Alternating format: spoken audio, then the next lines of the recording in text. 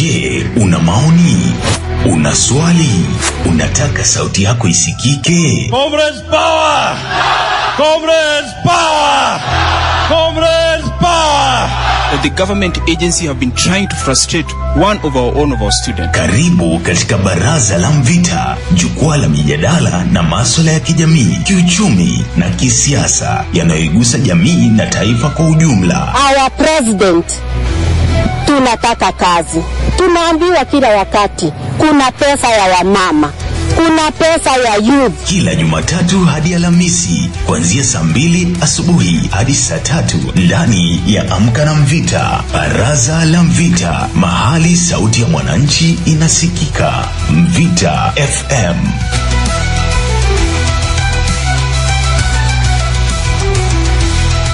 Norbert, habari asubuhi. Salama sana ndugu. Kwema? Kwema kabisa na wewe. Mvita FM. Nashukuru. Sasa Naam. kuna swala mbili ambazo zinaendelea hapa. Naam. Na mojawapo ni kuhusu jana The Star wanasema Nairobi 1 in 10 youth wana erectile disorder. Erectile disorder. Yes, 1 in 10. 1 in 10.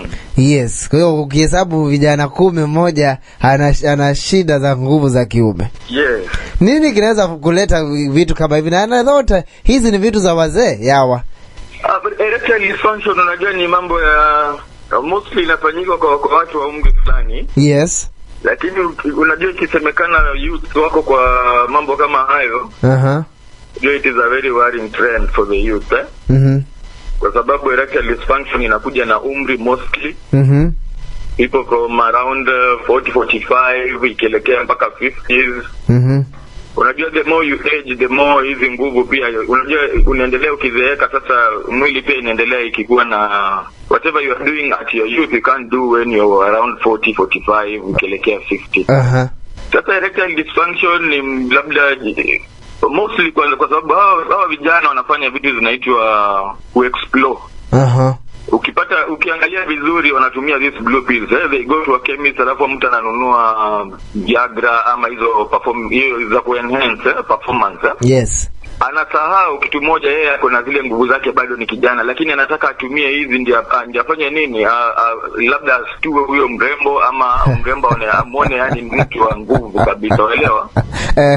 Sasa shida inaanzia hapo, maana ukikuja uanze kuzoea, ukuwe na mazoea ya kutumia dawa kama haya. Yes. Inafika mahali sasa ni lazima utumie ndio ufanye nini?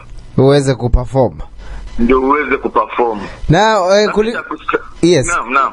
Kulingana na The Star wanasema chanzo ni cannabis, sijui kuvuta sigara, pombe.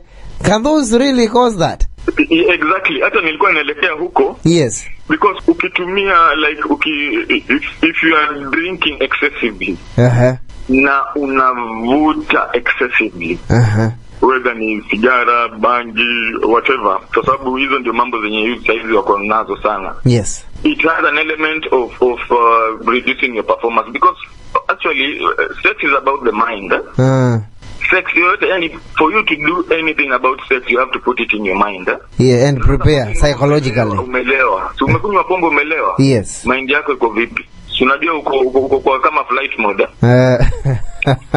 Kama kwa flight mode, sasa unajua hautaiweka kwa akili, hautaifikiria, labda umechoka, umekunywa, you are tired.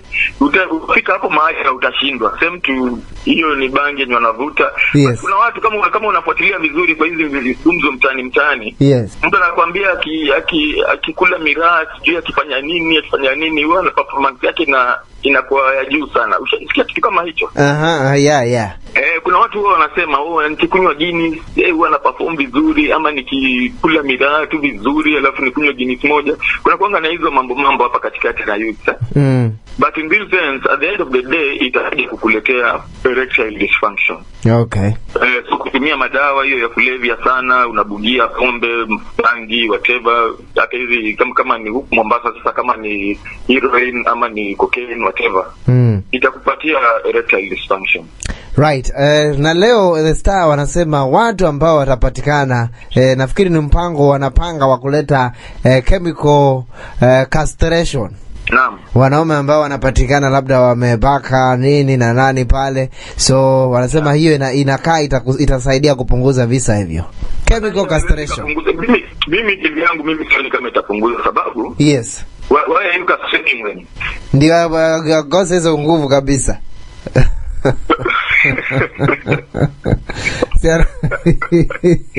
Unaona kitu kama hiyo, unaona if a law is going to be passed on that, yes.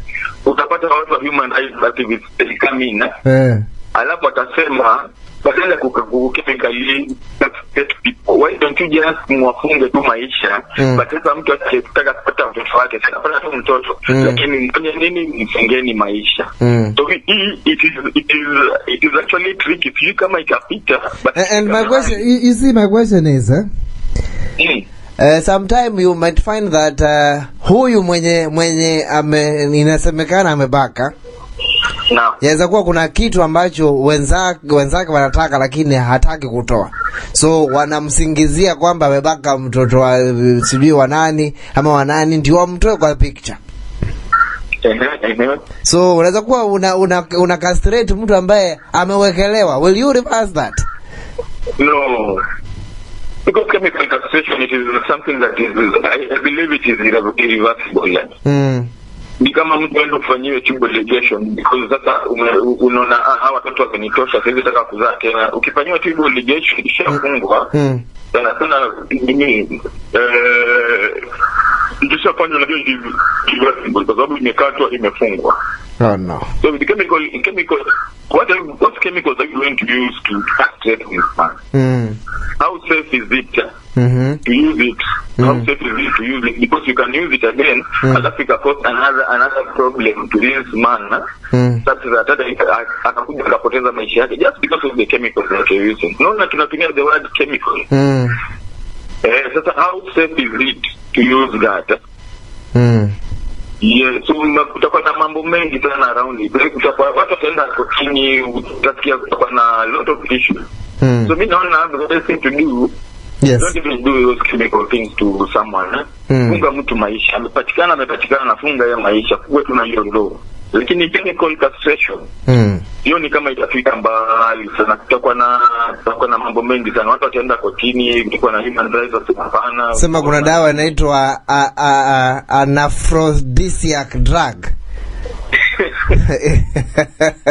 Kama ile mgombero ya kule kwetu wanasema ni aphrodisiac. Watu wanasema hivyo lakini si ukweli. Okay, asante sana Norbert. Karibu. Alright. Haya, umesikia mwenyewe. Je, una maoni? Una swali? Unataka sauti yako isikike? Comrades power! Comrades power! Comrades power! The government agency have been trying to frustrate one of our students. Karibu katika Baraza la Mvita, jukwaa la mijadala na masuala ya kijamii, kiuchumi na kisiasa yanayoigusa jamii na taifa kwa ujumla. Our president, tunataka kazi.